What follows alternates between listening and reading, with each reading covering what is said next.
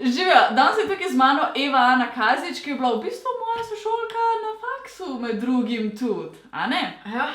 Eva Ana je modna poznavalka, predavateljica neverbalnega komuniciranja in podjetnica. Ustanoviteljica podjetja Inforta, ki se ukvarja z retail algoritmi, in Enver, ki s pomočjo blockchain tehnologije verificira avtentičnost produktov.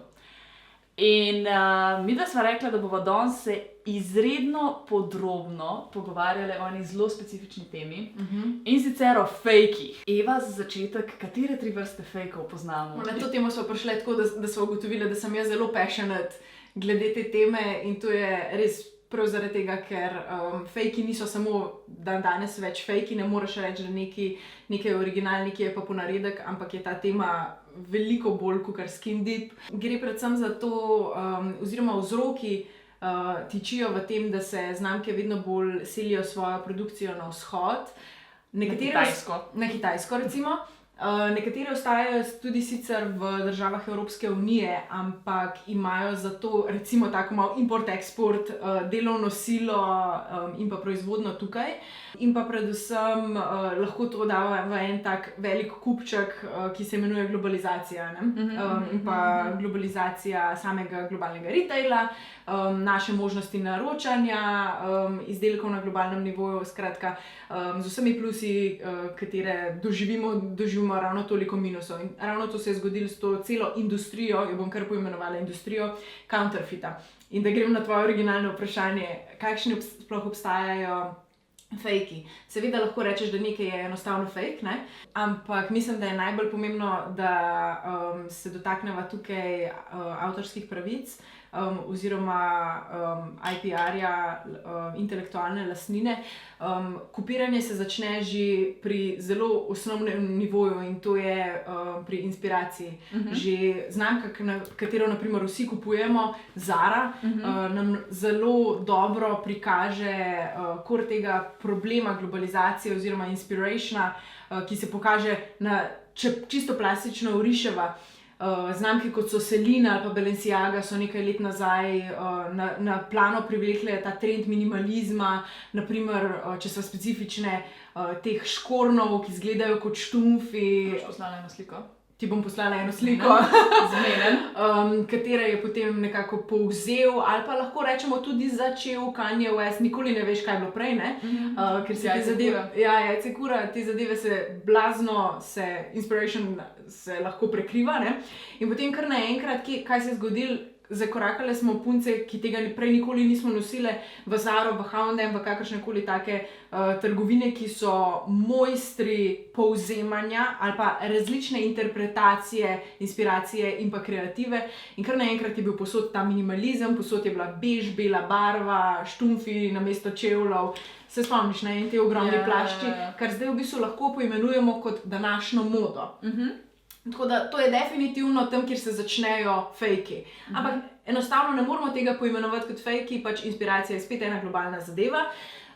Sva pa lahko veliko bolj specifični pri klasičnem counterfeitu. Counterfeit, pa da probamo biti res čim krajši in čim bolj plastični, je pa, ko se naprimer neka tovarna oziroma nek proizvajalec, pa recimo, da je to daleč od oči, daleč od srca na Kitajskem, odloči, da bo ponarejal neko znamko. Lahko vzameva, da bojo vsi poznali, vsi gledalci, naprimer Gucci. In začne enostavno proizvajati izdelke, ki so različne kvalitete, nekatere so boljše kvalitete, nekatere so slabše, ampak imajo na primer te Gucci majice, ki so zdaj moderne, imajo na veliko Gucci gor napisan in ljudje to kupujejo nekje recimo na tržnicah, pri nas, v Bosni, Turčiji, v katerikoli državi. Pač ne bova diskriminirala, da se nekje bolj fejki prodajajo, kar absolutno ni res. In pa seveda bolj kvalitetne zadeve, ki najdejo pot tudi v trgovine, ki so recimo priljubljene ali pa katerim tudi zaupamo. Mislim, da je pa najbolj pomembna zadeva, s katero se jaz pri mojem rednem delu največ spopadam, je, da omeniva third shift production. Third shift production najlažje opišem. Proizvodnja v tretji zmeni. Tako je. Najlažje to opišemo tako, ne, da ker so se znamke preselile zaradi poceni delovne sile na vzhod in v dobri veri, recimo, da je temu dobra vera, rekle, mi bomo pa samo 50,000 kosov tega izdelka, naprimer majice, naredili, in potem zapremo ob 7 zvečer to proizvodno. Tako so se odločili, ampak pač tako se seveda ni zgodilo. Ob 7:05 se ta trgovina, se ta tovarna ponovno odpre, ne, in začnejo štepati nove izdelke iz istih materialov, po istem proizvodnem procesu, kar praktično pomeni, da izdelek v kvaliteti oziroma v svojem bistvu, razen lastništva, ni v nikakršnem pogledu drugačen od originalnega izdelka. Tako da, če me ti vprašaš, ne, preden sva se sploh pogovarjali pred kamero, si me vprašala, a bi dala lahko kakšen nasvet, kako ločimo fake od ne fejka, če najlažje tako rečemo. Ja. Pri takih zadevah, ne, na tako visokem nivoju ponarejanja intelektualne lastnine se to skoraj da ne more zgoditi, ker ni razlika v izdelku, razlika je v temu, ali ima znamka pravico nad tem izdelkom, nad tem specifičnim produktom ali pač ne.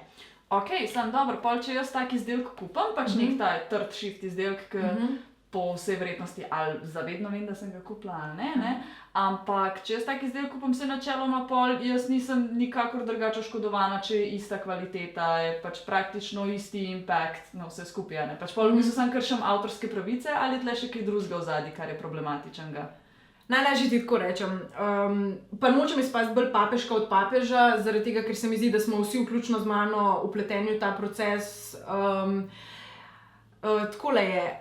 Ti, ko kupaš neki izdelek, pa recimo temu, da si povprečen slovenski državljan, zelo pogosto, pa ne samo ti, tudi jaz, ne, vsi razmišljamo na nekem zelo mikronivoju. Kaj sem pa jaz oškodovan kot kupec? Sej ta znamka je pa milijonska, milijardna, kaj pa njim pomeni, da še malo fejkov prodajo zraven. Znamke, da ti povem, 20 let nazaj, ampak to je res 20 let nazaj, so še govorile, da so blazno vesele, da jih ponarejo, ker če nisi ponarejen, potem nisi hud brand. Ampak to je bilo 20 let nazaj, zdaj pa vidijo, kako zelo na globalnem nivoju se zadeve, kako se oškoduje njihov revenue stream, njihov imidž in pa kako se oškoduje največja zadeva, katero si pač lahko zamislimo, in to je gospodarstvo na splošno. In v gospodarstvo smo vpleteni vsi davkoplačevalci ali pa na koncu tudi vzdrževane osebe, ne. Moda, ali pa da ne bova rekli samo moda, ker s tem pač implicirava, da na neke fancy obleke, oblačilna industrija je ena največjih gonilcev svetovnega gospodarstva nasploh. Takoj za hrano najbrž konzumiramo največ ravno tekstila, ne? In ravno zaradi tega, ker to tekstilamo, ravno zato, ker oblek konzumiramo na tako velikem nivoju, tako pogosto, je tako zelo problematično, če te niso vpletene v nek beli trg, v belo gospodarstvo, če stvari niso transparentne, če davki niso plačani, če ljudje niso plačani svojih primernih plač. Pač kaj se zgodi v tem primeru? Mogoče, če boš ti kupila neko majico v dobri veri, da je original, ali pa boš rekla, meni enostavno je vseeno, ker je ta zadeva third shift production praktično identična po kvaliteti kot tista, za katero plačam nekaj več denarja. Ja, oškodovala boš znamko, znamka ne bo plačala svojih podizvajalcev, na nek način bo to kmalu prišlo za tabo. Ker kje pa smo zdaj končali, ne? 20 let nazaj so bili fejki tista zabavna marketinška zadeva, zdaj se pač srečujemo s tem, da imamo plastike v okolju ne vem koliko, ne? Ampak to je vse en tak velik zaključen krog naše masovne konzumpcije, ker blazno veliko trošimo in pač fast fashion je tukaj glavni gonilec. In kar rečem fast fashion, ne? Fast fashion 5 let nazaj so ljudje, ki se ukvarjajo s to ekodelom oziroma sustainabilityjem v modni industriji, pa se sama nikoli nisem preštevala med njih, ne? Sekundo, fast fashion je? Fast fashion je, pravijo, da pač hitra moda, ki gre hitro stran, lahko za 15 evrov, H&M, take zadeve. Zara, Bershka, Tako je. Ampak to je bilo 5 let nazaj. Okay. Zdaj fast fashion lahko poimenujemo tudi visokocenovne znamke, ker je vse namenjeno trendom, ki so v roku 3 mesecev popolnoma preživeti. Če pogledamo malo, na primer, Instagram, ki je res glavni gonilec te industrije, Pa kar en social media. Pa kar ni en social media, ne. Tiste stvari, ki so bile blazno aktualne 3 mesece nazaj, ne, od vizualnih trendov, od retuširanja fotk do oblek, če boš zdaj prišla ven s to Gucci majico, ne, ni več aktualna. Če bi pomlad jo imela, bi bila all the rage, bi bilo to najbolj fantastična zadeva, ne? In pač s tem lahko zelo dobro podpreva to dejstvo, da del fast fashiona so tudi visoko kakovostne znamke. Ampak to je spet neko drugo vprašanje sustainability-ja, naših lastnih odločitev, kaj in kako kupujemo, vsi smo krivi. In ponovno pač to je tema za neko drugo diskusijo, ne. Če se res povrnemo na osnoven problem, če konzumiramo third shift production, to največ oškodujemo na koncu koncev sebe, ker pač smo del globalnega gospodarstva na mikronivoju, pa z nizkocenovnimi izdelki, ja, mislim, na koncu smo vedno oškodovani kupci. A pa pol mogoče to tudi vpliva na samo ceno originalnih izdelkov, ali pač kakšne so tle pol? Ja, res, to si pa zadela žebljico na glavico, ne. Ena zanimiva zadeva se je pred kratkim zgodila, naprimer znamka Chanel, katero mislim, da vsi poznamo, je podražila za povprečno 300 € vse svoje torbice. Ne omenjam, njihove torbice že tako stanejo 5000 € in poznam veliko dam, ki so pač rekle, bom pa jaz kupila samo third shift production Chanel, ne, ki je ali pa nek odlična verzija counterfeita, nek odličen fake, bomo tako rekli, zaradi tega, ker si originalnega ne morem privoščiti. Ki je 1000 €. Ki je 1000 €. Poznam punce, ki so dale 1000 € za Chanel torbico, ki v resnici stane 5000 €. Oboje se mi zdi absurdno, ne? Ampak to je spet moje subjektivno mnenje. In potem so rekli, ja, no zdaj pa šparam za ta prav Chanel. Za ta prav Chanel bo treba spet več šparati, zato ker je Chanel podražil svoje izdelke, kot so naredile tudi premnoge druge znamke, tudi tiste, ki se deklarirajo kot fast fashion, H&M na primer, Zara, za 5 € so podražile povprečno svoje izdelke. Zakaj? Zaradi tega, ker vlagajo ogromne količine denarja v svoje legal departmente, ki se bojujejo ravno s counterfeitom. Na strani Zare je pač s tem, da jih vsi tožijo in zato rabijo veliko denarja, da se bojujejo proti temu, da utemeljujejo, ne, mi pa nismo tega pa tega skopirali, ne. To je bila samo inspiracija, ne. In po drugi strani se Chanel res na ogromnem nivoju ukvarja s tem, da toži, da zapira spletne strani. Pa to ni, a veš, to ni ono eBay, AliExpress, ne? To so tisoči in tisoči spletnih strani, ki prodajajo tovrstne izdelke. A pa se kdaj zgodi, da naprimer, da v nekih established trgovinah, v nekih trgovinah, ki se pač oglašujejo po tem, da pač prodajajo originale, da se tudi fejki tam noter znajde. Oziroma, je to samo nek pač urbani mit, da v nekih trgovinah, ki pač prodajajo, ne vem, 40 različnih znamk, da tam so pa fejki, ali se to dejansko dogaja? No, naj ti povem eno zgodbo, pa ne bo tako plastično orisana, ne. Imam neko znamko, ki je leta nazaj v domači trgovini, domači multibrand trgovini kupila Burberryjev plašč. Mislim, da je bil Burberryjev plašč. In ko se je pač s tem Burberry plaščem nekaj zgodilo, ne vem, je šla zaponka, nekaj v tem smislu, je ona šla v neko velemesto, v flagship store, se pravi v originalno trgovino Burberryja in je rekla, lejte, meni se je pa to zgodilo, ker je to tako visoko kakovostna znamka, ti take stvari seveda zamenjajo, ti priskočijo vedno na pomoč, a lahko vi meni to popravite. No, in so rekli, ja, gospa, veste, to pa sploh ni original. To je pa pač zelo sicer odličen fake. In je bila pač šokirana, takrat se to še ni toliko na veliko govorilo, ne. Ampak ravno, ko sem se v procesu, ne vem, pridobivanja partnerstev pogovarjala in z zbornicami visoke mode in z znamkami in z retailerji, kaj se je zgodilo, ne? Retailerji so rekli, no, ne, pri nas se pa ne prodajajo fejki. In jim čisto verjamem, premnogi se držijo kot pijanec plota, mi zagotavljamo originale. Najprej so se branile tudi znamke in so rekle, ne, mi pa vemo, kje so naše stvari. A ste vi čisto prepričani, da vi veste, kje je vsak vaš plašč ali pa vsaka vaša majica? Dajmo se spomniti, Gucci stiska tisoče in tisoče majic, Supreme, dajno, kako imajo pa nadzor nad vsem takim, ne? Pa seveda je tukaj tudi što z distributerji, stvari se ne prodajajo oziroma naročajo direktno, masovne znamke se naročajo prek distributerjev, tako da definitivno se zgodi, da v trgovinah, v multibrandih, se najdejo tudi ponarejeni izdelki. Jaz prstom ne kažem na nobenega retailerja, še posebej ne na našega domačega, slovenskega, na Balkanu, kakorkoli, ampak tako kot je neka znanka letošnjo zimo oziroma pomlad prišla iz Nizozemske v Slovenijo in je rekla, ja veš, jaz nisem vedela, kakšna je Slovenija, jaz ne bi šla v tole trgovino čez cesto in kupila Ray-Ban očala. Zaradi tega, ker jaz ne vem, kakšne ste vi. Po istem sistemu gremo mi, naprimer, ko bomo uporabila tvojo Črno goro, ne? Gremo Slovenci v Črno goro in rečemo, ja, jaz pa še nisem bila v Črni gori, jaz pa ne vem, a tukaj prodajajo fejke ali ne, ne?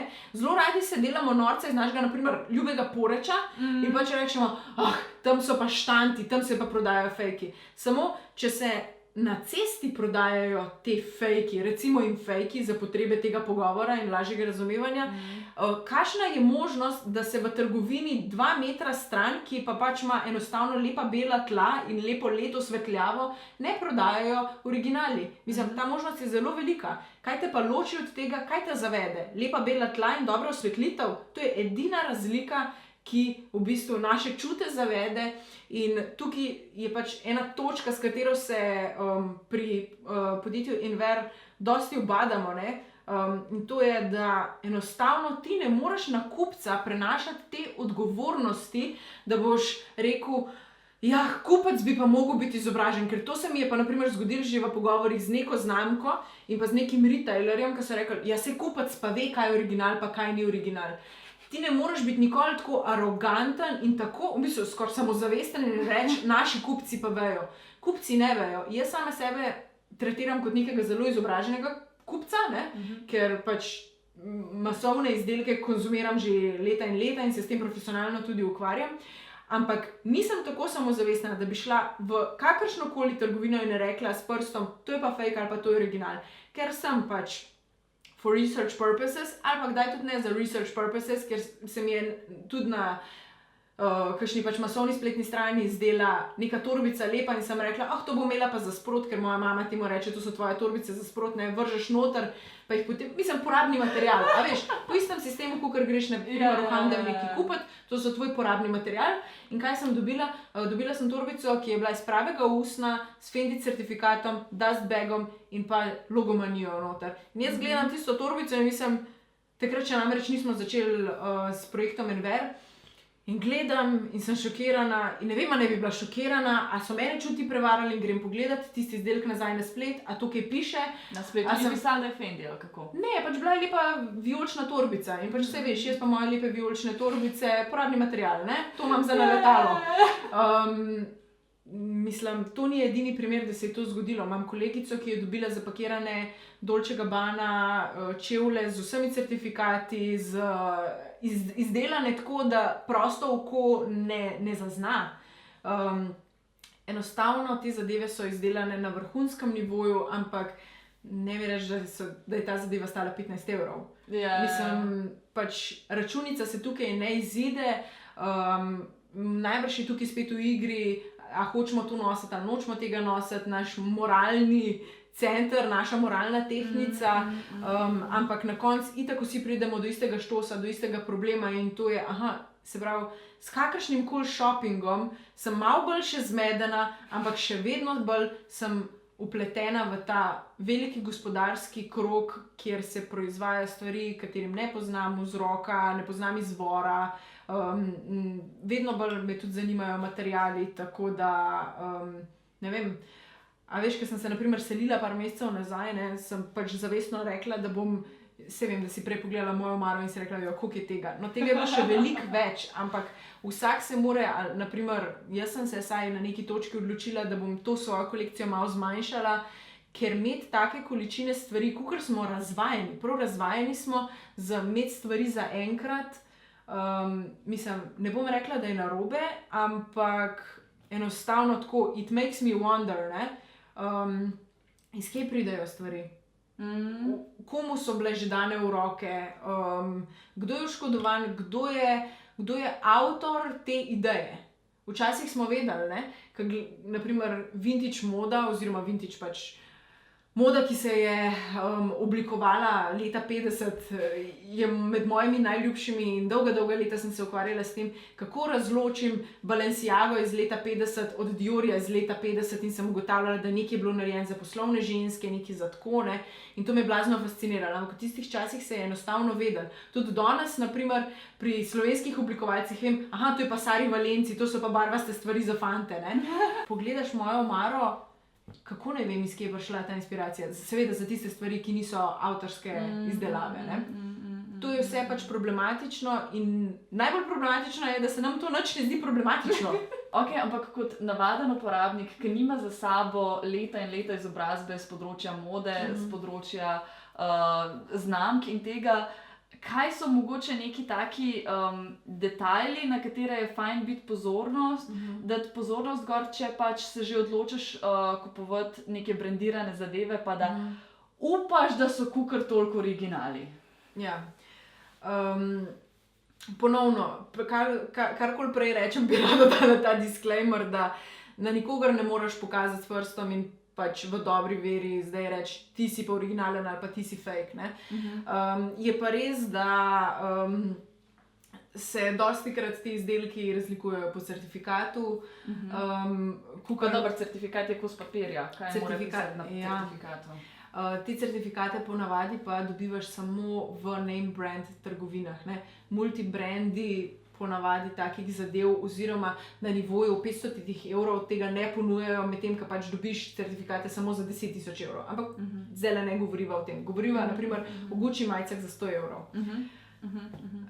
Jaz bi šla se tukaj držati samo ene zadeve in to je pač, da daš vse svoje zaupanje v znamko, ki se prezentira a la Net-a-Porter, kateri zaupaš že 20 let, ali pa brandu. To je spletna stran. To je spletna stran, ali pa brandu direktno. Enostavno ti tukaj ne morem dati odgovora, ker če ti rečem, naprimer, imaš drage čevlje, imaš Dolce & Gabbana Superge, ki so v zadnjem času blazno ponarejane, tiste z rožicami, lepe, pa Guccijeve tudi, z izvezeninami. Pa ti rečem, ti glej, ki je lepo lepilo, pa šivi, pa črke so kdaj majčkeno zamaknjene. A veš, jaz že mogoče, kad cele dneve bulim v take zadeve, jaz že vem, pod katerim naklonom mora biti tisti G pri Gucciju napisan.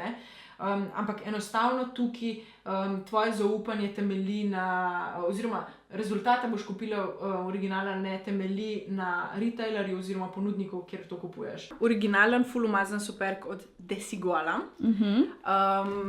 Na temo, kako pač v bistvu prepoznati originalen čevelj, ker točno te sem namreč videla že na spletu ponarejene.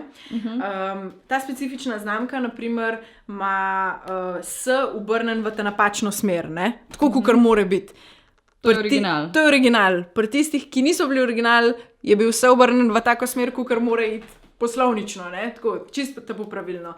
Ampak drugače, kako pri teh zadevah najhitrejš, pri tistih fejkih, ki niso third shift, ampak so pač samo counterfeit, ki se razlikuje kvaliteti, največkrat opazite po lepilu, po detajlih, kakor so, da na vezalkah ni napisane znamke, po notranji etiketi, potem, da se da zelo preprosto odstraniti pač notranjost, ampak to lepljenje je ena taka glavna zadeva.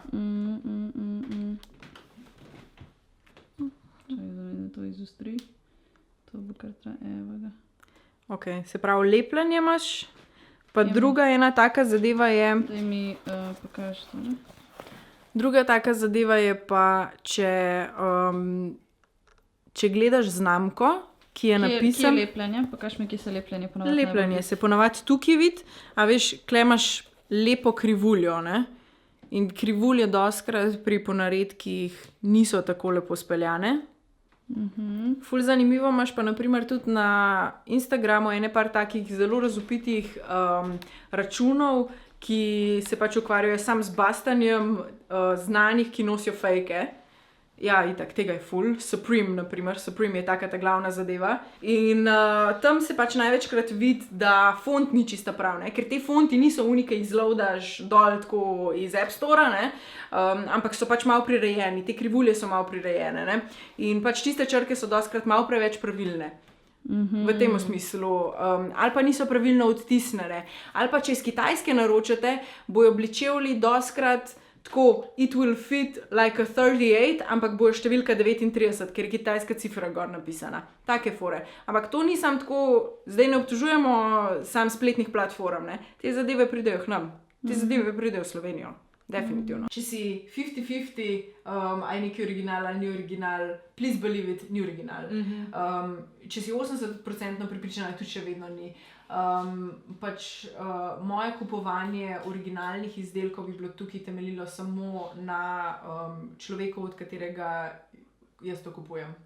In pa ne, da se tukaj promoviram, ampak enostavno na tem, da obstajajo tehnološke rešitve, pač s katero se mi na primer zdaj ukvarjamo, ki enostavno lahko zagotovijo ti odgovor kupcu, ali je nekaj original, ali pač to ni original, in ima nadzor nad posredovanjem te informacije samo mati kura, kot ji rečemo, in to je sama znamka, ker jaz verjamem samo znamki.